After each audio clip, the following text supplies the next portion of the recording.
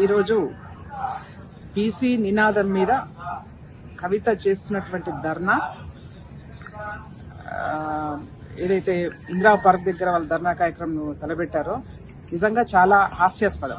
ఎందుకనంటే అసలు కవితకి ఏం హక్కు ఉంది బీసీల గురించి మాట్లాడతాను? 10 సంవత్సరాలు మీరు అధికారంలో ఉండి బీసీలకి ఏమైనా న్యాయం చేసిరా? మీరు ఆలోచన చేయండి. మేము ఇప్పటికి కూడా అడుగుతా ఉన్నాం, నిజంగా కవితమ్మ గారు నీకు చిత్తశుద్ధి ఉంటే, బీసీల మీద ప్రేమ ఉంటే ఫస్ట్ మీ పార్టీ అధ్యక్షుడిగా బీసీని నియమించండి. మా పార్టీ అధికారంలోకి వస్తే ఒక బీసీని ముఖ్యమంత్రిని చేస్తామని ప్రకటించండి.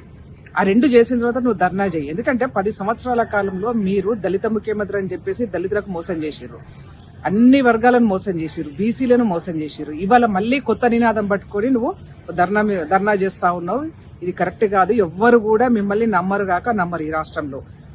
నీకు లిక్కరు కేసులో నువ్వు అరెస్ట్ అయినప్పుడే ఈ తెలంగాణ రాష్ట్ర ప్రజల యొక్క మనోభావాల్ని దెబ్బతీసే విధంగా నువ్వు చేసినటువంటి కార్యక్రమం ఏదైతే ఉందో అది ప్రజలందరూ కూడా తలదించుకునే విధంగా ఉంది. ఇవాళ మళ్ళీ అప్పుడు 33% మహిళలకు రిజర్వేషన్ అని చెప్పేసి ఒక నాటకం ఆడినావు. ఇవాళ మళ్ళీ కొత్తగా బీసీలు అని చెప్పేసి నాటకం ఆడుతున్నావు. అంటే తెలంగాణ రాష్ట్రంలో బీసీల గురించి, మీ పార్టీలో బీసీల గురించి మాట్లాడుకోవడానికి ఒక బీసీ నాయకుడు లేడా? ఎందుకు అంటే వాళ్ళ హక్కులు కూడా మీరే హరిస్తారా? బీసీల గురించి మాట్లాడేదానికి కూడా నోరు మూయించేసి ఇవాళ మీరే ఆ నినాదాన్ని పట్టుకొని చేస్తా ఉన్నారు.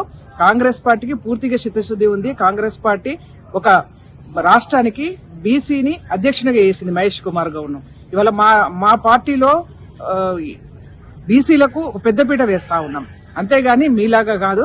అనవసరమైనటువంటి నాటకాలు బంద్ చేసి మీరు ప్రజలకు చేసినటువంటి 10 సంవత్సరాల కాలంలో మేము బీసీలకు ఏమి చేయలేకపోయినామని చెప్పేసి క్షమాపణ కోరమని చెప్పేసి కోరుతా ఉన్నా. నువ్వు ఇలా చేస్తున్నావు ధర్నా, ఆ ధర్నా చౌక్ను కూడా బంద్ చేసినటువంటి ఘన చరిత్ర మీదే. ఆ ధర్నా చౌక్ను ప్రజాస్వామిక హక్కుల్ని పూర్తిగా కాలరాసినటువంటి పార్టీ మీది. ఇవాళ నువ్వు కూర్చుంటున్నావే ధర్నా చౌక్, ఎవరు ఓపెన్ చేశారు? అది కాంగ్రెస్ పార్టీ. వాళ్ళ ప్రజాస్వామిక హక్కుల్ని ప్రజాస్వామ్యబద్ధంగా ఎవరైనా అక్కడ ధర్నాలు చేసుకోదలుచుకుంటే చేసుకోవచ్చు అని చెప్పేసి మొట్టమొదటిసారిగా అధికారంలోకి రాగానే ఫస్ట్ అక్కడ ధర్నా చౌక్ ను ఓపెన్ చేశాము, ఫ్రీగా వదిలేసాం. వాళ్ళ దాన్ని కూడా బంద్ చేసినటువంటి ఘన చరిత్ర మీది కదా.